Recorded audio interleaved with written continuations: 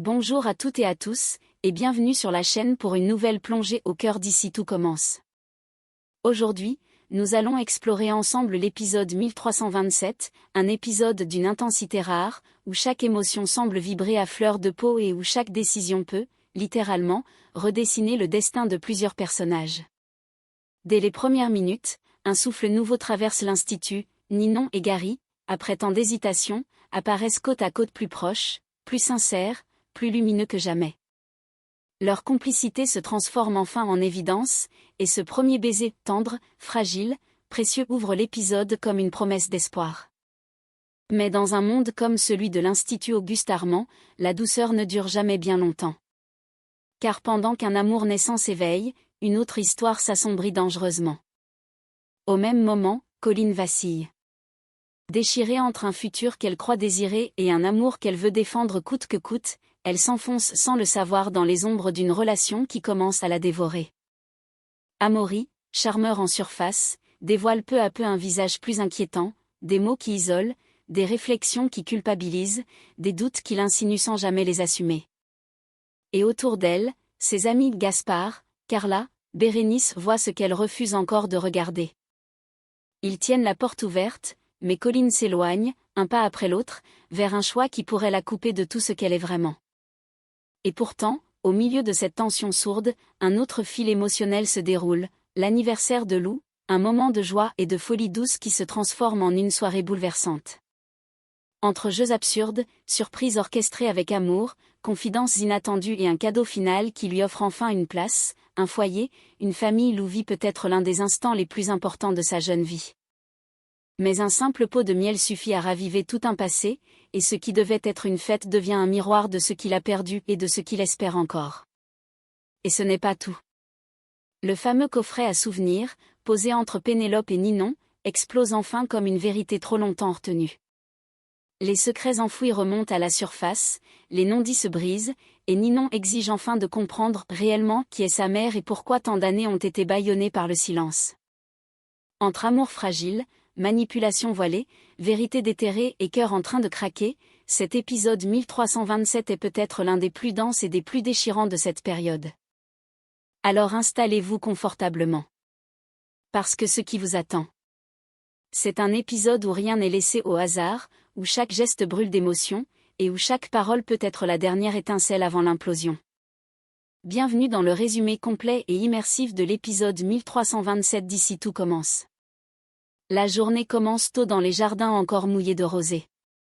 Gary et Ninon réapparaissent côte à côte, souriants, un peu gênés mais avec une lumière nouvelle dans les yeux. Ils ont passé la nuit ensemble. Sur un banc à l'écart, Ninon se confie, nerveuse. J'ai peur de tout gâcher, tu me connais, j'ai ce côté fleur bleue, je m'attache trop vite. Gary secoue doucement la tête, attendri. Et alors ? Moi, ça me va. Une brise légère passe, et Ninon se sent tout à coup un peu plus légère. Ils se regardent un long moment, silencieux, comme si le monde autour d'eux s'était arrêté. Puis leurs lèvres se rejoignent dans un baiser tendre, un de ces baisers qui ne laissent plus place au doute. Oui, ils ont envie d'essayer. Oui, c'est sérieux. Sauf qu'évidemment ils ne sont pas seuls. Dans l'allée, une silhouette s'approche, Bianca. Elle les aperçoit, bouche bée, puis lève les mains au ciel. Ah bah bravo. Je m'absente 2 minutes et vous devenez le nouveau couple officiel de l'Institut. Ninon rougit. Gary éclate de rire. Bianca s'éloigne en secouant la tête, déjà impatiente de raconter ça à la moitié de la promo. De son côté, Colline traverse la cour avec un tourbillon de pensées. Elle retrouve Angèle, qui remarque immédiatement son air troublé. Colline hésite un instant puis avoue. Je crois que j'ai envie de vivre mon histoire avec Amaury vraiment à fond. Angèle pose une main protectrice sur son bras. Je comprends. Mais promets-moi une chose, ne prends jamais les décisions de ton avenir pour un garçon. Même si tu l'aimes. Colline hoche la tête, sincère. Promis. Je vais réfléchir. Vraiment. Pendant ce temps, à la maison des Armands, c'est une toute autre ambiance. Dans la cuisine, Clotilde et Joachim finalisent un gâteau magnifique, décoré avec soin, prêt à accueillir les grandes bougies du 18 anniversaire de Lou. L'atmosphère sent la vanille, la crème et la complicité. Joachim ouvre la porte d'entrée pour vérifier si tout est prêt et tombe sur un paquet posé sur le paillasson. Un cadeau mystérieux. Attaché dessus, des petites flèches dessinées, comme un jeu de piste. Clotilde s'approche, intriguée. C'est pour Lou? Joachim sourit. On dirait bien.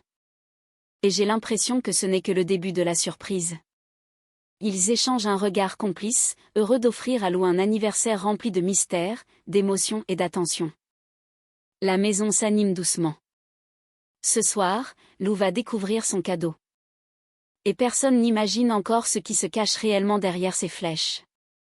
En suivant les petites flèches du mystérieux cadeau déposé devant la maison, Clotilde, Joachim et Lou s'aventurent dans les couloirs de l'Institut. Chaque détour semble cacher une nouvelle surprise jusqu'à ce qu'ils arrivent près de la serre. Là, soudain, deux silhouettes apparaissent. Milan et Fleur. Déguisés en canards. Bec jaune, plumes sur les bras, démarche hasardeuse, un tableau totalement improbable. Quoi? S'étrangle Lou, interloqué. Fleur, imperturbable dans son costume ridicule, lance fièrement. Joyeux anniversaire. Milan, lui, gonfle la poitrine. Au programme, pêche au canard. Juste à côté d'eux, une mini-piscine en plastique, remplie d'eau, avec des canards de bain qui flottent comme s'ils attendaient la victime parfaite. Je rêve, murmure Lou, mi-amusé, mi-gêné. Mais il finit par jouer le jeu. Il attrape l'épuisette, fouille entre les canards. Et finit par repêcher un modèle noir, un peu plus grand que les autres. Dans le ventre du canard, un message. Lou déplie le petit papier, intrigué. Rendez-vous à 16h pour une fête mémorable. Il lit la suite et fronce les sourcils. Pour connaître le lieu, il faut plonger et attraper le bon canard. Milan et Fleur montrent la piscine du doigt. Lou les regarde, abasourdi. Sérieusement? Oh que oui! Répond Fleur, hilar. Lou retrousse son pantalon, se penche et finit par plonger les bras jusqu'au coude, éclaboussant tout le monde au passage. Il attrape finalement un canard doré avec une clé attachée à son cou.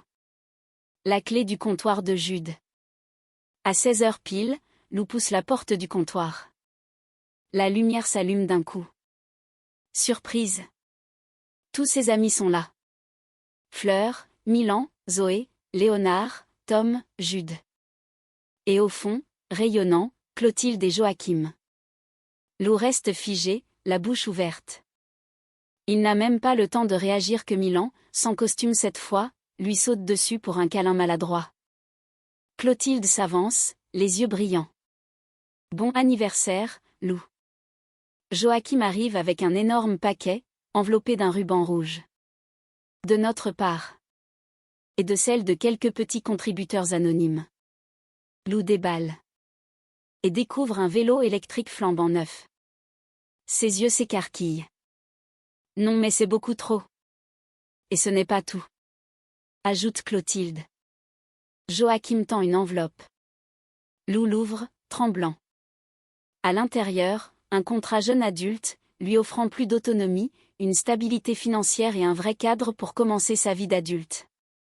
Lou relève la tête, bouleversée. Vous êtes incroyable. Vraiment. Clotilde, émue, pose une main sur sa joue. Tu le mérites. Autour d'eux, la musique démarre. Les rires fusent. La soirée peut enfin commencer. Et pour Lou, c'est sans doute l'un des plus beaux anniversaires de sa vie. La fête touche à sa fin, mais un dernier moment bouleverse tout. Alors que les invités quittent petit à petit le comptoir de Jude, Clotilde et Joachim s'approchent de Lou, encore secoué par la journée. Clotilde pose une main douce sur son épaule. Lou, si tu veux, tu peux rester vivre avec nous. Autant de temps que tu en as besoin. Il relève la tête, incapable de masquer son émotion. Joachim ajoute, d'une voix pleine de chaleur. Ici, t'auras une vraie chambre. Une vraie place.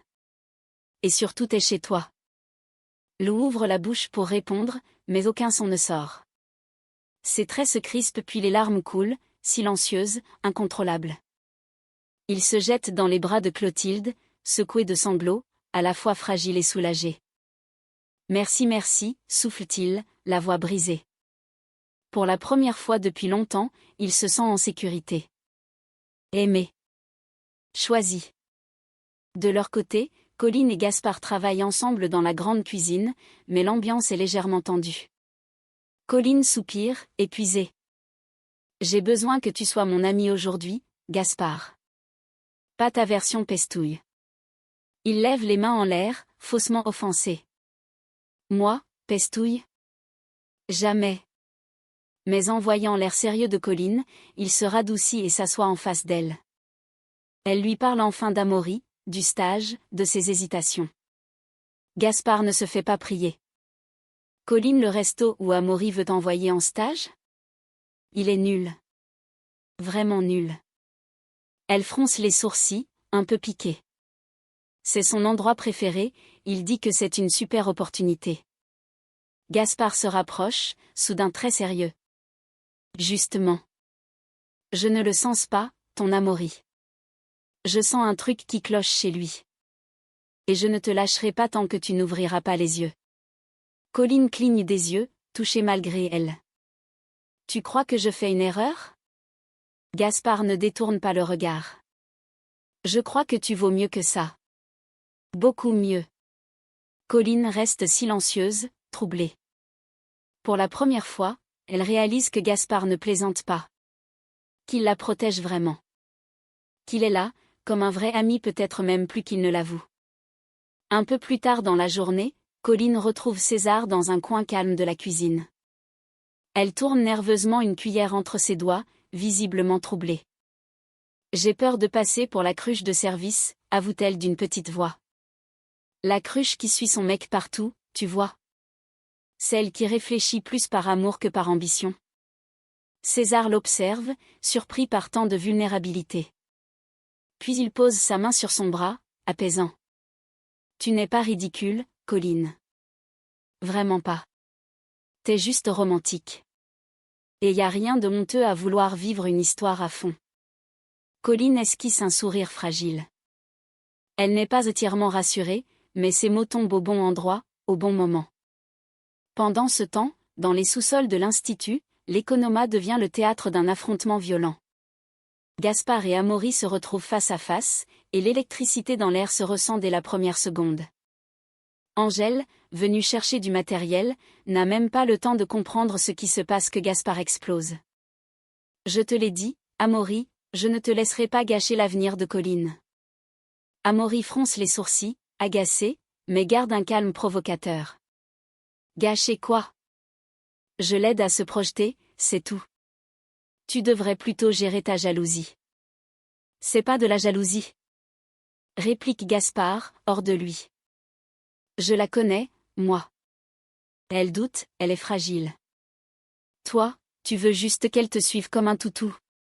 Amaury s'approche d'un pas, le regard plus dur. Tu deviens lourd, Gaspard. Très lourd. Angèle s'interpose instinctivement, redoutant que les choses dérapent. Stop, arrêtez. Pas ici. Amaury se recule à peine. Gaspard, lui, bouillonne encore, mais finit par sortir en claquant la porte, incapable d'encaisser davantage. Quelques minutes plus tard, Angèle retrouve Stanislas dans la cuisine pédagogique. Encore secouée, elle se confie sans détour. Je ne reconnais plus Amaury, il a un côté que je n'aime pas du tout. Stanislas relève la tête, intrigué. Quel côté? Angèle soupire. Il est possessif. Trop sûr de lui. Et la dispute avec Gaspard, là ça m'a mis le doute. Peut-être que Colline fonce dans quelque chose de mauvais pour elle. Stanislas acquiesce lentement. Tu as raison de te poser des questions. Colline est jeune, elle peut facilement se laisser embarquer. Encore secouée par la dispute de l'Economa, Angèle finit par se confier à Stanislas. Je ne reconnais plus Amaury, il a un côté qui me met vraiment mal à l'aise. Et j'ai peur que Colline fonce droit dans un mur. Stanislas soupire, compréhensif. On ne peut pas choisir à sa place. Elle doit faire ses propres expériences même si ça nous inquiète. Il ajoute, plus doux. Mais ça ne veut pas dire qu'on la laisse tomber. On peut veiller sur elle, discrètement. Il ajoute, plus doux. Mais ça ne veut pas dire qu'on la laisse tomber. On peut veiller sur elle, discrètement. Sans interférer. Angèle acquiesce, sans être totalement rassurée. Elle comprend que protéger Colline ne veut pas dire la couver, mais l'idée de la laisser avancer vers une possible erreur lui noue l'estomac. Pendant ce temps, à l'appartement, l'ambiance est beaucoup plus lourde. Ninon et Pénélope sont assises sur le canapé, le fameux coffret à souvenirs posé entre elles. Une boîte qui a longtemps été un mystère et qui, aujourd'hui, devient un fardeau. Ninon inspire profondément. Ouvre-le et explique-moi tout. Je veux savoir ce que chaque objet représente. Pénélope reste figée quelques secondes, puis soulève enfin le couvercle. Une photo, une médaille, un bracelet, une vieille lettre. Elle effleure chaque objet comme si elle avait peur qu'il brûle. J'ai menti pendant des années. Murmure-t-elle. Ninon relève brusquement la tête. Pénélope continue, la voix brisée par l'émotion. Je n'avais pas le courage de tout gâcher. J'étais heureuse, vraiment heureuse et je ne voulais pas briser cette image. Je pensais que si je disais la vérité, tout allait s'effondrer. Des larmes montent dans ses yeux. Ce coffret, c'est tout ce qu'elle avait enfoui, ses peurs, son passé, ses contradictions. Et maintenant, elle affronte enfin ce qu'elle fuyait. Non loin de là, dans la cour de l'Institut, Gaspard marche vers Carla et Bérénice, furieux mais déterminé. Il vient de vivre une scène explosive avec Amaury et ne peut pas garder ça pour lui. Je suis désolée, mais Amaury je le sens pas du tout. Il a un comportement bizarre, limite toxique. Carla soupire, secouant la tête. Ça ne m'étonne même pas. Bérénice, elle, tente de garder une approche plus douce.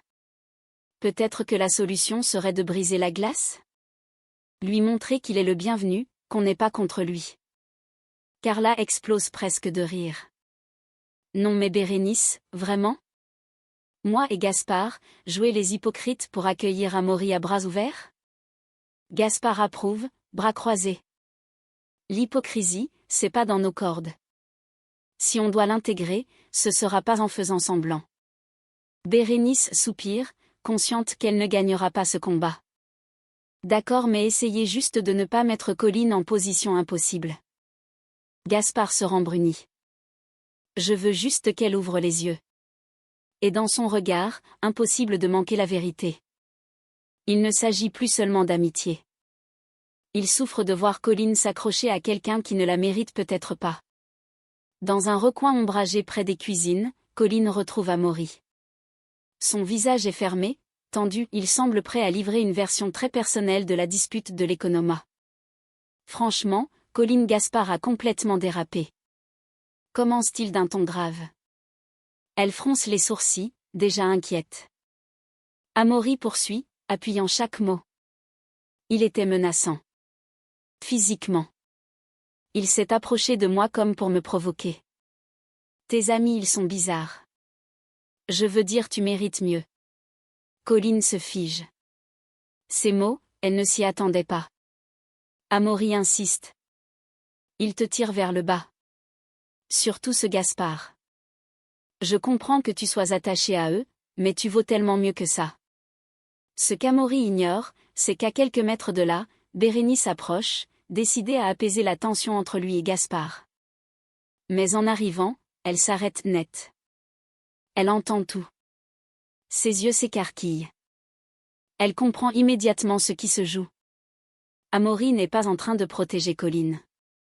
Il est en train de la retourner contre ses amis, subtilement, sous couvert d'inquiétude. Bérénice reste un instant pétrifiée, le cœur serré. Elle reconnaît cette mécanique, l'isolement, les insinuations, les petits doutes qu'on instille doucement. Un frisson de malaise lui parcourt l'échine. Elle finit par s'avancer, mais avant même qu'elle puisse dire quoi que ce soit, Colline explose. J'en ai marre. Sa voix claque comme un coup de tonnerre. Bérénice et Amaury sursautent. Colline les fixe tour à tour, au bord des larmes. J'en ai marre qu'on commente ma vie, mes choix, mon mec tout. Je veux qu'on me laisse tranquille. Il y a dans ses yeux une fatigue immense, la fatigue de devoir se justifier sans arrêt. Bérénice tente. Colline, je voulais juste. Mais elle se fait couper net. Non. Je veux qu'on arrête de me dire ce que je dois faire ou qui je dois aimer. Laissez-moi respirer. Un silence lourd tombe.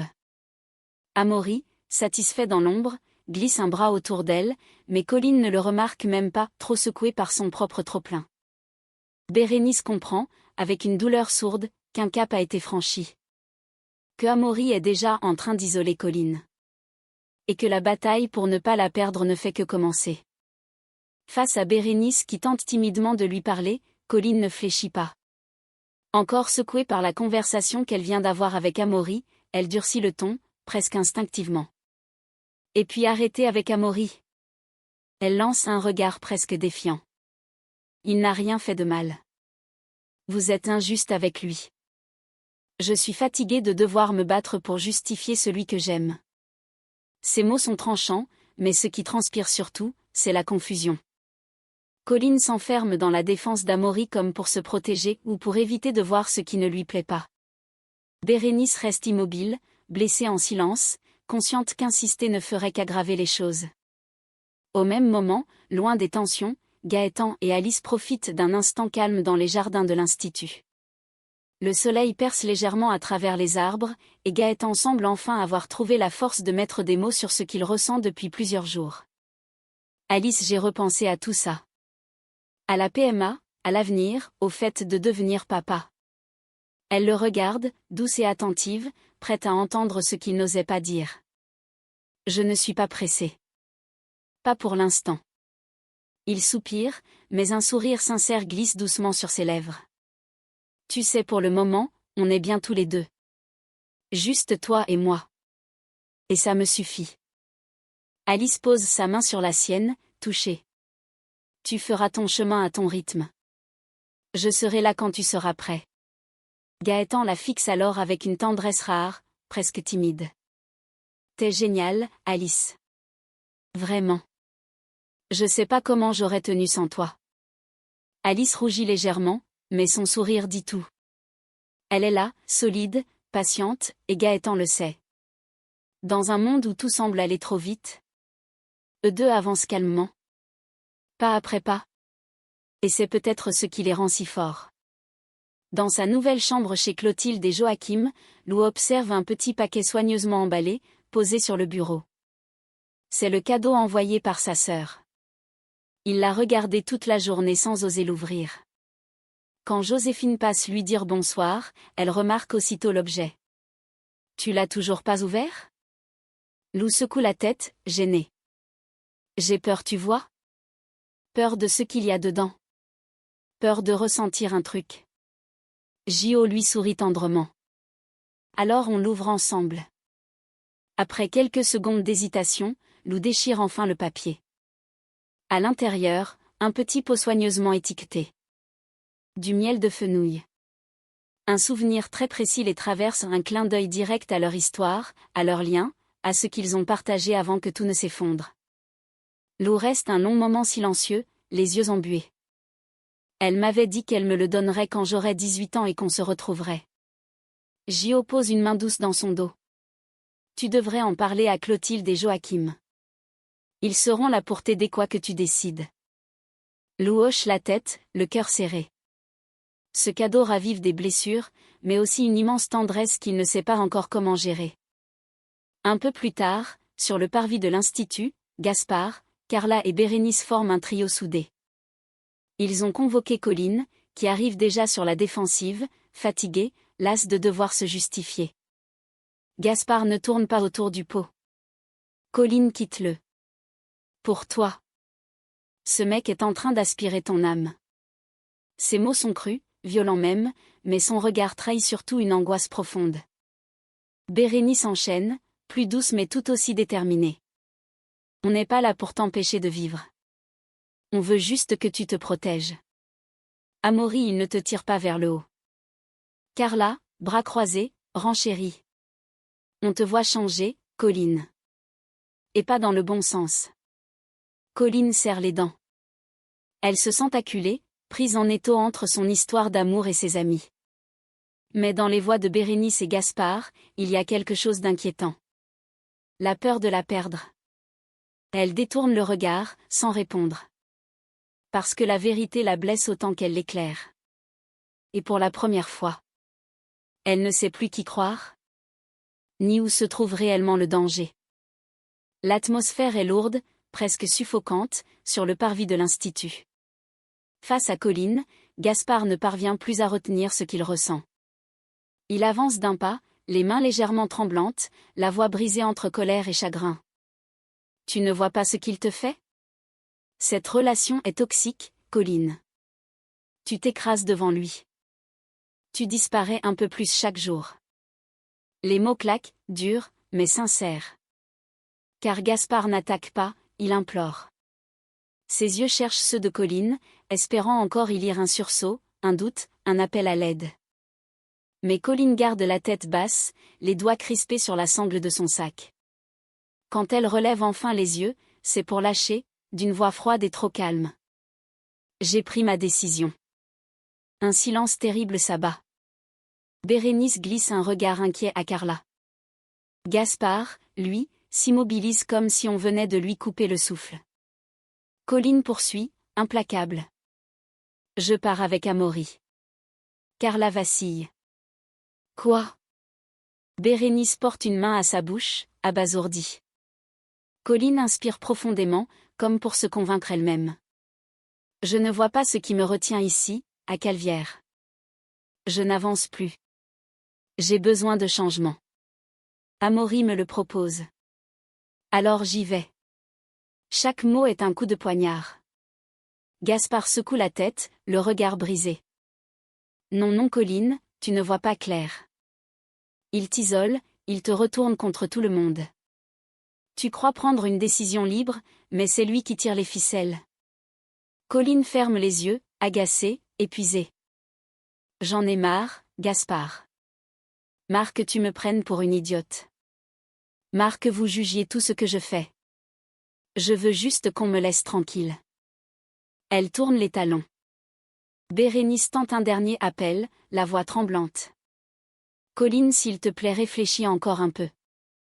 Mais Colline ne répond déjà plus. Sa silhouette s'éloigne, déterminée, presque fuyante. Les trois restent figés, incapables d'assimiler ce qui vient de se produire. Carla, habituellement si forte, murmure d'une voix cassée. On a échoué, on n'a pas réussi à la sauver. Bérénice serre ses bras autour d'elle, dévastée. On a tout essayé. Tout. Mais elle ne nous entend pas. Gaspard, lui, refuse de détourner les yeux de la direction où Colline a disparu. Ses poings se serrent, sa gorge se noue, et pour la première fois, son masque se fissure. Je la perds, souffle-t-il, presque inaudible. Jamais encore ils ne se sont sentis aussi impuissants. Aussi inutiles. Aussi terrifiés pour l'une des leurs. Parce que cette fois-ci, le danger ne vient pas d'un accident, d'un professeur, d'un défi culinaire. Mais de l'amour. Du mauvais amour. Celui qui étouffe doucement. Sans faire de bruit. Et voilà. L'épisode 1327 d'Ici tout commence se referme comme une porte que l'on laisse derrière soi, mais dont l'écho continue de vibrer longtemps après la dernière image. Rien n'est simple, rien n'est figé. Dans cet épisode, chacun avance avec ses forces et ses failles. L'amour naissant entre Ninon et Gary apporte un souffle lumineux, mais il reste fragile, encore hésitant, comme une flamme qu'il faut protéger du moindre vent. Lou, lui, découvre enfin ce que signifie être attendu, désiré, choisi et pourtant, un simple pot de miel suffit à réveiller des blessures qu'il pensait éteintes. Quant à Pénélope, le poids des mensonges qu'elle a portés pendant tant d'années menace maintenant de tout faire vaciller. Mais c'est surtout Colline qui brise quelque chose en nous. Son pas vers Amaury, son refus d'entendre ses amis, cette manière qu'elle a de s'isoler. Tout cela résonne comme une tragédie silencieuse. Une chute que l'on voit venir. Que l'on voudrait empêcher. Mais qui semble, pour l'instant, inévitable. Ce qui frappe, dans cet épisode, c'est la façon dont les liens se tissent et se déchirent. Les amitiés, les familles, les couples, rien n'est indestructible. Rien n'est assuré. À l'Institut Auguste Armand, la cuisine n'est jamais le seul terrain de tension, les cœurs, eux aussi, mijotent, brûlent, débordent. Alors que la journée s'achève, une question demeure. Jusqu'où Colline ira-t-elle pour défendre une histoire qui commence déjà à l'abîmer? Et surtout, qui sera encore là pour la rattraper lorsque tout s'effondrera? Merci d'avoir suivi ce résumé immersif de l'épisode 1327. Si cette analyse vous a touché, n'hésitez pas à vous abonner, liker et laisser un commentaire, votre soutien est précieux, et c'est grâce à vous que l'on peut continuer à plonger, jour après jour, dans les zones les plus intenses et les plus humaines de nos séries préférées. On se retrouve très vite pour la suite. Et d'ici là, prenez soin de vous. Et surtout, de votre cœur.